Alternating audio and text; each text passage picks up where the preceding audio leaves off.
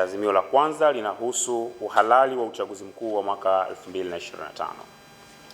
Kamati kuu imesisitiza kuwa uchaguzi mkuu uliofanyika tarehe 29 Oktoba mwaka 2025 umekosa sifa ya kuwa uchaguzi huru, wa haki na wa kuaminika. Serikali iliyopatikana haijatokana na ridhaa ya wananchi ambao ndio wenye mamlaka ya kikatiba ya kutoa uongozi wa nchi yetu. Hivyo basi, uchaguzi huo unapaswa kurudiwa ili kuwarejeshea Watanzania haki yao ya kuchagua viongozi wanaowataka.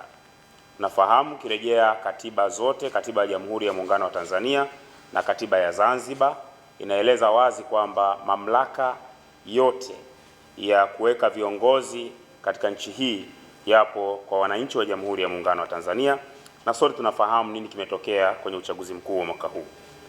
Kamati kuu ya chama baada ya kupokea na kutafakari taarifa za uchaguzi huo kwa pande zote mbili za muungano, imeipongeza ofisi ya mwanasheria mkuu wa chama kwa hatua ilizochukua za kufungua mashauri mahakamani, jumla ya mashauri 84, kutafuta haki ya wananchi kuchagua viongozi wao. Kamati kuu inawapongeza mawakili wa chama katika mashauri yote yanayoendelea, ikiwemo shauri muhimu la uhalali wa matokeo ya kura za wabunge nchi nzima, ambazo ndizo vigezo vya chama cha siasa kupata wabunge wa viti maalum na ruzuku.